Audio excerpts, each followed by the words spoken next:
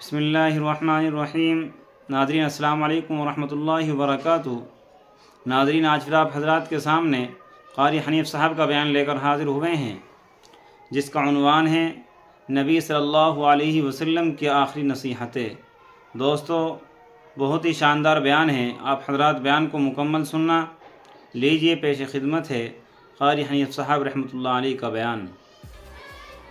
او ما ملکت ایمانہم، اور لوگوں اپنے ملازموں کا خیال کرنا، محتاجوں کا خیال کرنا، غریبوں کا خیال کرنا، مزدوروں کا خیال کرنا، معذوروں کا خیال کرنا، غریب پروری کرنا، لوگوں کے ساتھ ہمدردی والا برتاؤ کرنا۔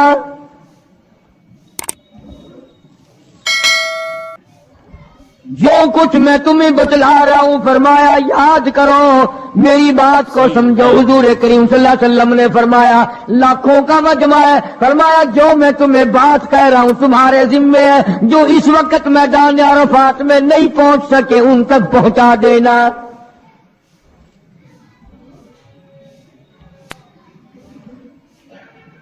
ادھر آپ نے امت کو تبلیغ فرمائی، آخری خطبہ ہے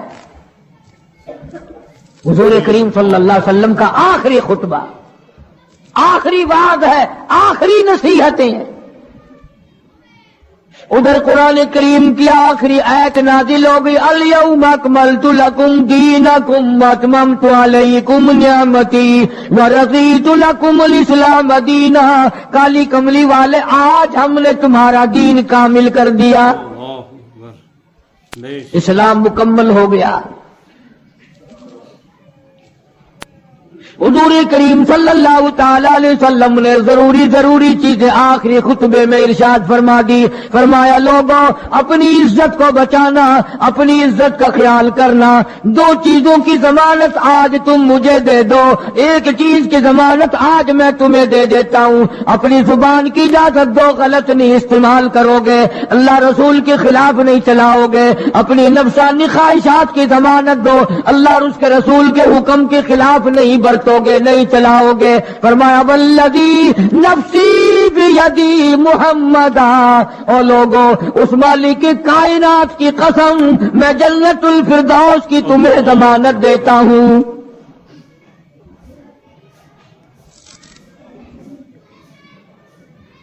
حجۃ الوداع میں خطبہ ارشاد فرما دیا، اس کے بعد مینا مزدلفہ تشریف لے آئے، مکہ مکرمہ میں تشریف لے آئے، واپسی مدینے پاک میں ہو رہی ہے، راستے ہی میں طبیعت بگڑ گئی۔ وہاں میدان عرفات میں آخری خطبے میں فرمایا او لوگوں، شاید میری تمہاری آخری ملاقات ہو،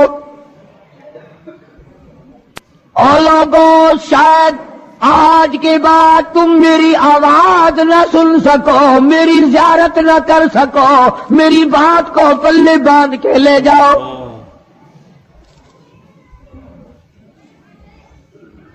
مدینہ طیبہ میں پہنچ گئے، راستے میں جو طبیعت بگڑی اور مزید خراب ہوتی چلی گئی، زیادہ پریشانی بڑھتی چلی گئی، یہاں تک کہ مدینے پاک میں تشریف لے گئے تو مرض شدت اختیار کر گیا۔ جناب ابو ہریرہ رضی اللہ تعالیٰ عنہ نے دیکھ کر عرض کر دیا، میرے آقا بڑی کمزوری آ گئی، بڑی ضعیفی آ گئی، بڑی ناتوانی سی آ گئی، بڑی آپ کمزور ہو گئے، بہت زیادہ ضعیفی چہرے سے ظاہر ہونے لگی۔ فرمایا ابو ہریرہ موت قریب ہے، موت قریب ہے، زندگی دور ہوتی چلی جا رہی ہے، اور تجھے کیا بتلاؤں، جب قرآن کریم کی ان صورتوں کی تلاوت کرتا ہوں جن میں قیامت کا ذکر ہے، میرا سانس رک جاتا ہے، میرا سانس بگڑ جاتا ہے۔ ابو ہریرہ رضی اللہ تعالیٰ عنہ فرماتے ہیں میری آنکھ کھل گئی، پچھلی رات تھی، میں دربار رسالت میں چلا گیا، میں نے جا کے دیکھا حضور نے نماز کی نیت باندھی ہوئی ہے صلی اللہ علیہ وسلم، میں نے بھی ساتھ کھڑے ہو کر نیت باندھ لی۔ سورہ بقرہ 2.5 سپارے کی پوری سورت ہے۔ ابو ہریرہ کہتے ہیں پہلا سپارہ ختم ہو گیا، دوسرا سپارہ ختم ہو گیا. میں نے اندازہ لگایا کہ چلو سورت ختم کر کے تو رکوع فرمائیں گے. آل عمران شروع فرما دی، وہ 1.25 پارے کی ایک سورت ہے. پھر میں نے اندازہ لگایا کہ چلو اس سورت کے ختم ہونے پہ تو رکوع فرمائیں گے. سورت نساء شروع فرما دی، 5.25 پارے پڑھنے کے بعد جب رکوع فرمایا.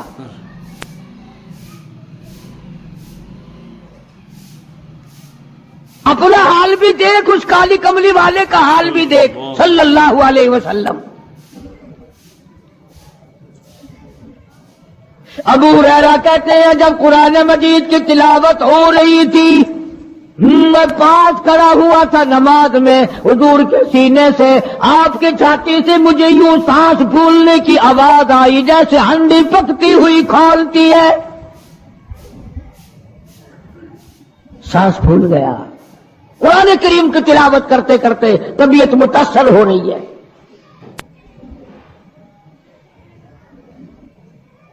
اس قسم کی نماز پڑھتے تھے ہمارے آقا حضرت محمد الرسول اللہ صلی اللہ علیہ وسلم.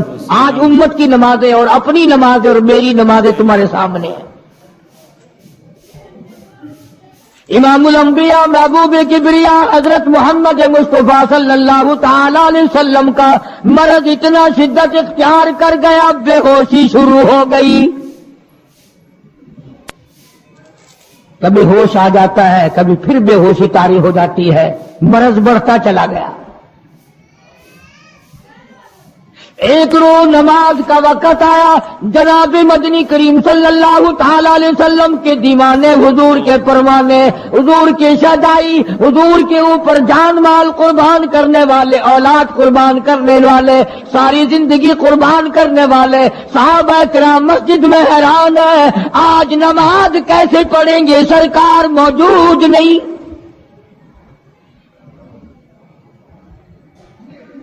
جناب عائشہ صدیقہ رضی اللہ تعالی عنہا نے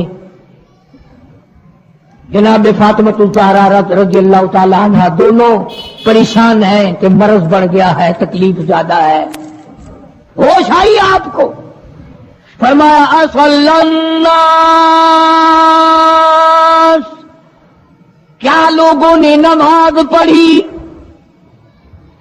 فرمایا قالوا لا بل ينتظرونك، نہیں پڑھی بلکہ آپ کا انتظار ہو رہا ہے.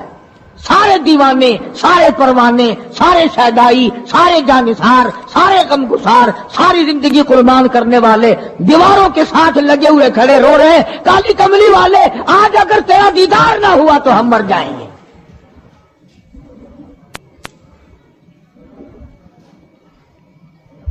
فرمایا مری ابا بکر ان یصلی الناس، عائشہ رضی اللہ تعالی عنہ ابو بکر کو میری طرف سے حکم دو میرے مصلی پہ کھڑا ہو کر نماز پڑھائے، میرے مصلی پہ کھڑے ہو کر نماز پڑھائے. حضرت عائشہ رضی اللہ تعالی عنہ نے عرض کر دیا میرے آقا میرا ابا تو کئی دن سے روتا پھرتا ہے، کئی دن سے رو رہا ہے. اذا جاء نصر اللہ کی سورت جب نازل ہوئی تو سارے صحابہ نے خوشی منائی، سارے مدینے نے خوشی منائی. اذا جاء نصر اللہ والفتح، اللہ کی حمایت آئے گی، نصرت آئے گی، تائید آئے گی، فتح آئے گی. ورأیت الناس یدخلون فی دین اللہ افواجا، تم دیکھو گے کہ فوج کی فوج اسلام میں داخل ہو رہی ہیں، لشکر کے لشکر اسلام میں داخل ہو رہی ہیں. ساری بات خوشی کی ہے. فسبح بحمد ربک، اور آپ میری تسبیح بیان کریں. بس یہ ایت سن کر ابو بکر کی چیخ نکل گئی. سارا مدینہ خوشیاں منا رہا ہے، سارا مدینہ خوشیوں میں ہے، سارے صحابہ خوشیاں منا رہے ہیں.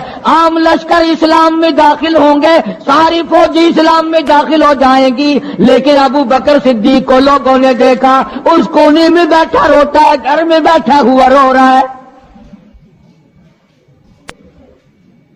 اس نے پوچھا صدیق، رضی اللہ تعالیٰ عنہ، سارے تو خوشیاں منا رہے ہیں، تو رو رہا ہے، تجھے کیا تکلیف پہنچی ہے؟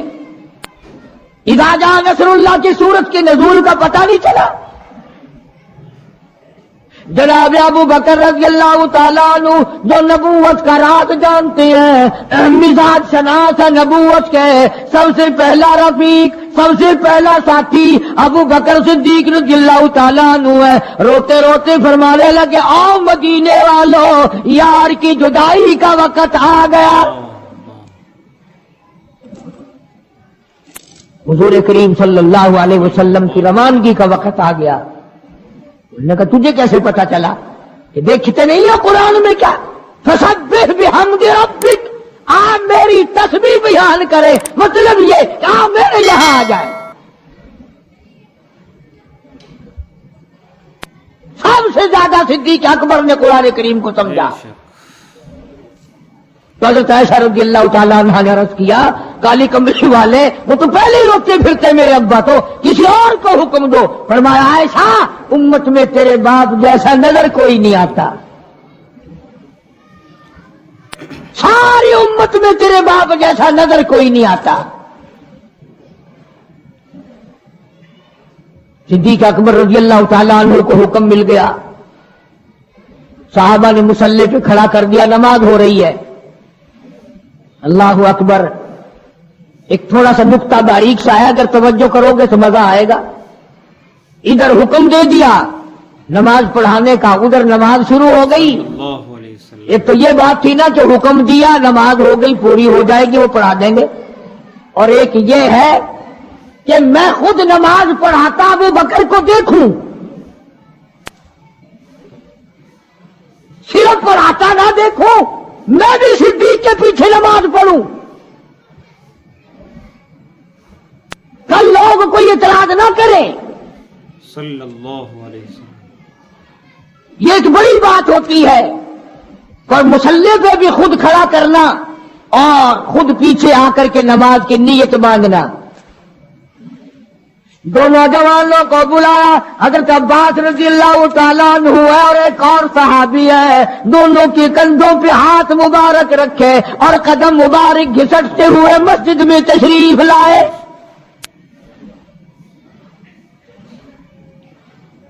آپ اور میں تو تھوڑی سی تکلیف ہو جائے، سب سے پہلا نزلہ نماز پہ پڑتا ہے، کھانا اچھا ہو جائے گا، ڈاکٹروں کا خرچ بڑھ جائے گا،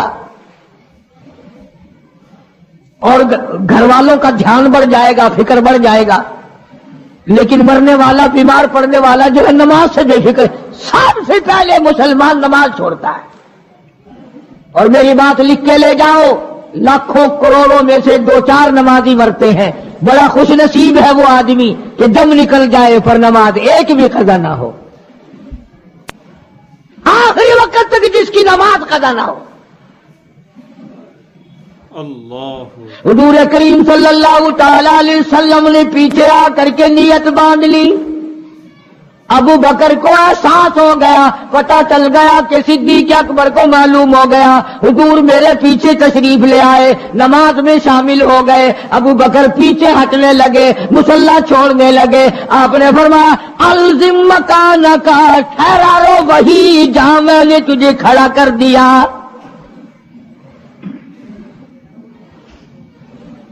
نماز ہو گئی۔ اب حضور کریم صلی اللہ علیہ وسلم جب تشریف نہیں لائے تھے، سارے غمگین تھے، سارے پریشان حال تھے، سارے یہ سوچ رہے تھے کہ آج کیا ہوگا، آج کیا بنے گی۔ سارے سرکار دو عالم صلی اللہ علیہ وسلم کے دیدار کے لیے اکٹھے ہو گئے، اور یہ آپ کا تشریف لانا، آخری تشریف لانا ہے مسجد نبوی میں، اور منبر پہ آپ تشریف فرما ہوئے۔ آپ نے اسی خطبے کی پھر بعد الفاظوں کو، بعد احکامات کو دوہرایا، اور لوگوں نماز کا خیال کرنا، نماز کی پابندی کرنا، یتیموں کا خیال کرنا، محتاجوں کی غریب پروری کرنا، اگر اس کے خلاف تم چلو گے میری کوئی ذمہ داری نہیں۔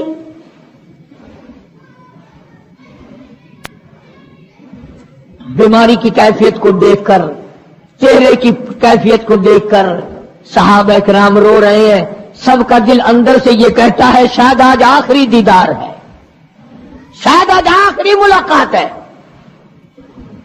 ادھر خود اعلان فرما دیا، فرمایا لوگوں میری تمہاری شاید آخری ملاقات ہو، آج کی بات زیارت نہ کر سکو گے، میری بات سن لو، میری بات اپنے دل میں لکھ لو، کلمہ قرآن کو اپنے ساتھ رکھنا، میں یہ قرآن کریم تمہارے سپرد امانت کے طور پہ کر رہا ہوں، کل قیامت میں تم سے واپس لے لوں گا۔ سارے صحابہ چاروں طرف سے اکٹھے ہیں، مجمع بنا ہوا ہے۔ ادھر منبر پہ تشریف فرمائے، خود ہی فرمانے لگے الوداع الوداع اے دوستو، اب جلد اتر جائیں گے ہم، الوداع اے دوستو اب جلد اتر جائیں گے ہم، اور پھر کبھی اس دنیا کمینی میں نہیں آئیں گے ہم۔ میرا آخری وقت ہے، میری تمہاری آخری ملاقات ہے، میری بات یاد کر لو۔ صلی اللہ علیہ وسلم۔ سارے دیوانے حیران ہو گئے، اور بھی پریشانی بڑھ گئی، لوگ قریب آ گیا، بچھڑنے کا معاملہ، ہم نے اولاد کو قیمہ بنتا دیکھا، پرواہ نہ کی، ہمارے بچوں کو ظالموں نے نیزے کی نوک پہ لٹکا دیا، پرواہ نہ کی، وطن چھڑا دیا، پرواہ نہ کی، 8 دن پانی کی بوند نہ ملی، پرواہ نہ کی، مہینوں مہینوں روٹی کا ٹکڑا نہ دیکھا، پرواہ نہ کی، کوئی پرواہ نہیں کی۔ آج یہ کیا سلسلہ شروع ہوا؟ سارے صحابہ کرام بھی رونے لگے اور کہتے ہیں کس طرح سے کیوں کر، کس طرح سے کیوں کر دل لگائیں گے ہم، اور اس جیسی مبارک شکل کہاں سے لائیں گے ہم، کس طرح جئیں گے، کس طرح گزارا کریں گے؟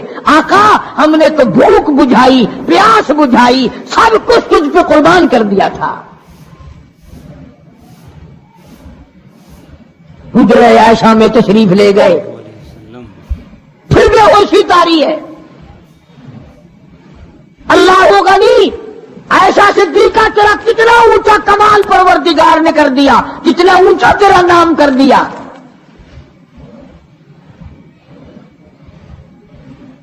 انصاف دیکھو نبی کا، پھر اپنے یہاں بھی میں بھی اور آپ بھی ہاتھ ماریں، ذرا کلیجے پہ ہاتھ رکھ کے سوچیں کہ آخر ہمارا کیا بنے گا۔ سیدہ حفصہ رضی اللہ تعالی عنہا کو بلوایا، سیدہ ام سلمہ رضی اللہ تعالی عنہا کو بلایا، سیدہ زینب رضی اللہ تعالی عنہا کو بلایا، جتنی بھی ہماری مائیں تھیں، حضور کریم صلی اللہ علیہ وسلم کی گھر والیاں، قرآن کہتا ہے وَأَزْوَاجُهُ أُمَّهَاتُكُمْ، ان کی گھر والیاں ساری تمہاری مائیں ہیں، امہاتہم تمام کے تمام تمہاری مائیں ہیں۔ اللہ غنی، سیدہ ام سلمہ، سیدہ حفصہ، سیدہ جویریہ، سیدہ زینب، سیدہ صفیہ، سیدہ ام حبیبہ رضی اللہ تعالیٰ عنہما، ساری ہماری ماؤں کو جمع کر کے فرمایا تم تمام کے تمام مجھے اجازت دے دو، میں اپنا آخری دل، اپنے آخری بیماری کا دل عائشہ صدیقہ کے حجرے میں گزار لوں، تم اجازت دو مجھے، بے انصافی نہ ہو جائے، خدا کے جہاں سے پوچھ گچھ نہ ہو جائے۔ امام الانبیاء ڈر رہے ہیں، ہم قبر میں جا کے ڈریں گے انشاءاللہ۔ ساری گھر والیوں کو اکٹھا کر کے اجازت مانگی جا رہی ہے، سب نے اجازت دے دی۔ اصل میں جنت الفردوس کا انتظام ہو رہا ہے، جس جگہ حضور کریم صلی اللہ علیہ وسلم اور عائشہ صدیقہ رضی اللہ تعالی عنہا کو اللہ میاں نے اکٹھا دیکھا، بستر میں دیکھا، قرآن اترتے دیکھا، اس حجرے پہ اتنا پیار آ گیا، اسی کو جنت الفردوس بنا دیا، دے دی۔ اصل میں جنت الفردوس کا انتظام ہو رہا ہے، جس جگہ حضور کریم صلی اللہ علیہ وسلم اور ایسا صدیقہ رضی اللہ تعالی عنہا کو اللہ میاں نے اکٹھا دیکھا، بستر میں دیکھا، قرآن اترتے دیکھا، اس حجرے پہ اتنا پیار آ گیا، اسی کو جنت الفردوس بنا دیا۔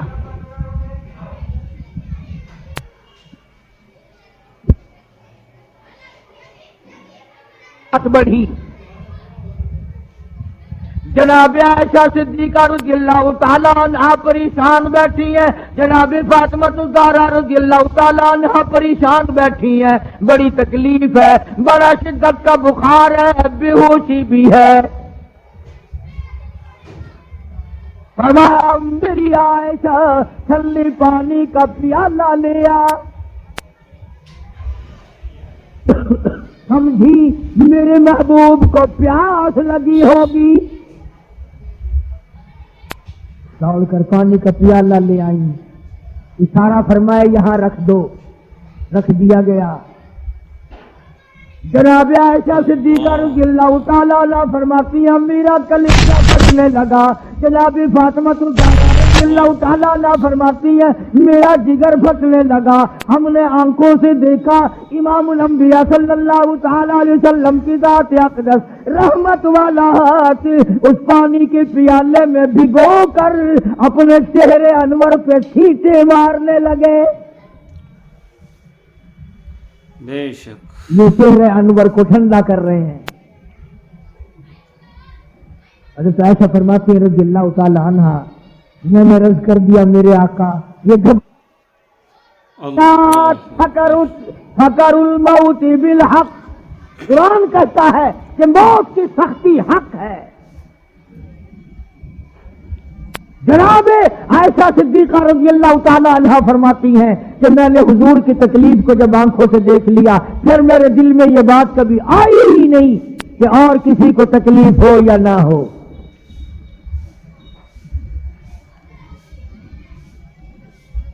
اور مقدر کی بازی ہے ساری، اللہ پاک جس کی تقدیر اس طرح سے بنا دے کون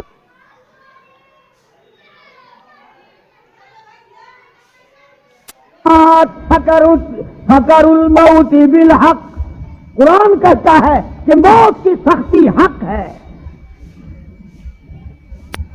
جناب عائشہ صدیقہ رضی اللہ تعالی عنہا فرماتی ہیں کہ میں نے حضور کی تکلیف کو جب آنکھوں سے دیکھ لیا پھر میرے دل میں یہ بات کبھی آئی ہی نہیں کہ اور کسی کو تکلیف ہو یا نہ ہو۔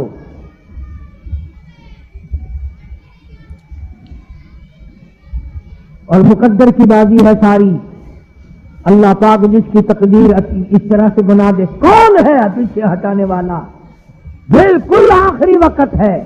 فرمایا عائشہ مسواک لا کے دے، مسواک لا کے دی گئی۔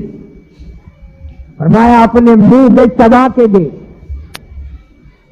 اپنے منہ میں چبا کے دے، نرم کر کے دے۔ حضرت عائشہ صدیقہ رضی اللہ تعالیٰ عنہا نے چبا دی، نرم کر دی اپنے منہ میں چبا کر۔ توجہ کرنا، یہ نہیں فرمایا کہ اسے اب دھو کے دے۔ حضرت عائشہ نے جو اپنے منہ میں مسواک چبائی تھی کالی کملی والے نے اس مسواک کو یوں ہی اپنے منہ مبارک میں پھیر لیا، ثابت یہ کر دیا لوگوں عائشہ کو کچھ نہ کہنا، مجھے اتنی پیاری ہے، مجھے اتنی پیاری لگتی ہے کہ میں آخری وقت میں عائشہ کا لعاب اپنے منہ میں لے کے چلاؤں۔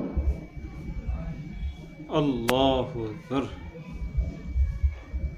آج لوگ 4 ورقے تاریخ کی کتاب کی پڑھ کر صحابہ کرام کے فیصلے شروع کر دیتے ہیں۔ اپنے ایمان کو بچاؤ، خبردار نبی کے گھر والوں کے بارے میں کبھی غلط خیال نہ کرنا۔ اس لیے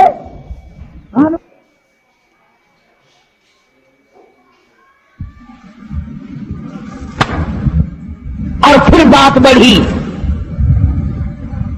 جناب عائشہ صدیقہ رضی اللہ تعالیٰ عنہا پریشان بیٹھی ہے، جناب فاطمہ الزہرا رضی اللہ تعالیٰ عنہا پریشان بیٹھی ہے، بڑی تکلیف ہے، بڑا شدت کا بخار ہے، بے ہوشی بھی ہے۔ فرمایا میری عائشہ ٹھنڈے پانی کا پیالہ لے آ، سمجھی میرے محبوب کو پیاس لگی ہوگی۔ دوڑ کر پانی کا پیالہ لے آئی، اشارہ فرمایا یہاں رکھ دو، رکھ دیا گیا۔ جناب عائشہ صدیقہ رضی اللہ تعالیٰ عنہ فرماتی ہے میرا کلیجہ پھٹنے لگا۔ جناب فاطمہ الزہرا رضی اللہ تعالیٰ عنہ فرماتی ہے میرا جگر پھٹنے لگا۔ ہم نے آنکھوں سے دیکھا امام الانبیاء صلی اللہ تعالیٰ علیہ وسلم کی ذات اقدس رحمت والا ہاتھ اس پانی کے پیالے میں بھگو کر اپنے چہرے انور پہ چھینٹے مارنے لگے۔ یوں چہرے انور کو ٹھنڈا کر رہے ہیں۔ حضرت عائشہ فرماتی ہے رضی اللہ تعالی عنہا میں نے عرض کر دیا میرے آقا یہ گھبراہٹ کیسی، یہ پریشانی کیسی، یہ تکلیف کیسی، یہ چھینٹے کیسے؟ فرمایا میری عائشہ تو نہیں جانتی موت کتنی گھبراہٹ والی چیز ہے۔ وذات سکر الموت بالحق، قرآن کہتا ہے کہ موت کی سختی حق ہے۔ جناب عائشہ صدیقہ رضی اللہ تعالی عنہا فرماتی ہیں کہ میں نے حضور کی تکلیف کو جب آنکھوں سے دیکھ لیا پھر میرے دل میں یہ بات کبھی آئی ہی نہیں کہ اور کسی کو تکلیف ہو یا نہ ہو۔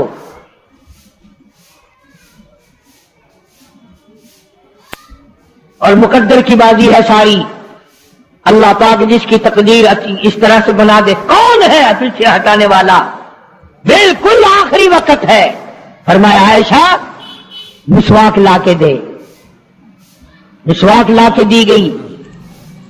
فرمایا اپنے منہ میں چبا کے دے، اپنے منہ میں چبا کے دے، نرم کر کے دے۔ صلی اللہ علیہ وسلم۔ حضرت عائشہ صدیقہ رضی اللہ تعالی عنہا نے چبا دی، نرم کر دی اپنے منہ میں چبا کر۔ توجہ کرنا، یہ نہیں فرمایا کہ اسے اب دھو کے دے۔ حضرت عائشہ نے جو اپنے منہ میں مسواک چبائی تھی کالی کملی والے نے اس مسواک کو یوں ہی اپنے منہ مبارک میں پھیر لیا، ثابت یہ کر دیا لوگوں عائشہ کو کچھ نہ کہنا، مجھے اتنی پیاری ہے، مجھے اتنی پیاری لگتی ہے کہ میں آخری وقت میں عائشہ کا لعاب اپنے منہ میں لے کے چلا ہوں۔ آپ حضرات سن رہے تھے حضرت مولانا قاری حنیف رحمۃ اللہ علیہ کا بیان، کتنے اچھے انداز میں حضرت بیان فرما رہے تھے، کس طریقے سے نبی صلی اللہ علیہ وسلم نے اپنی زندگی کو گزارا اور آخری وقت میں کیسے کیسے نصیحتیں فرمائی، صحابہ اکرام رضی اللہ تعالی عنہم اجمعین کو کس طریقے سے آگے کی زندگی کے بارے میں بتلایا، اور صحابہ اکرام رضی اللہ تعالی عنہم اجمعین نے کیا آپ سے سبق لیا۔ یعنی جب آخری وقت تھا اللہ کے نبی صلی اللہ علیہ وسلم کا، تو اس وقت صحابہ اکرام رضی اللہ تعالی عنہم کو نصیحت فرما رہے ہیں کہ آپ دو چیزوں کی مجھ کو ضمانت دے دیں، یعنی اپنی زبان اور شرمگاہ کی، تو میں تم سے جنت کا وعدہ کرتا ہوں۔ دوستو آج ہم لوگ سب سے زیادہ کن گناہوں میں ملوث ہیں وہ ہمارے سامنے ہے، ہماری زبان کہیں نہیں رکتی، ہم اپنے نفس پر قابو نہیں پاتے، یہی گناہ ہیں جو جہنم کی طرف لے جانے والے ہیں۔ اس لیے ہمیں چاہیے کہ ہم اللہ کے نبی صلی اللہ علیہ وسلم کے طریقے کے مطابق زندگی گزاریں۔ صحابہ کرام رضی اللہ تعالی عنہم اجمعین نے جس طریقے سے صلی اللہ علیہ وسلم کی سنتوں کو زندہ کیا، ہم بھی اس پر سنتوں کو عمل پر لانے والے بنیں، سنتوں پر عمل کرنے والے بنیں اور دین کے مطابق زندگی گزارنے والے بنیں۔ دوستو امید ہے کہ آپ حضرات کو یہ بیان پسند آیا ہوگا۔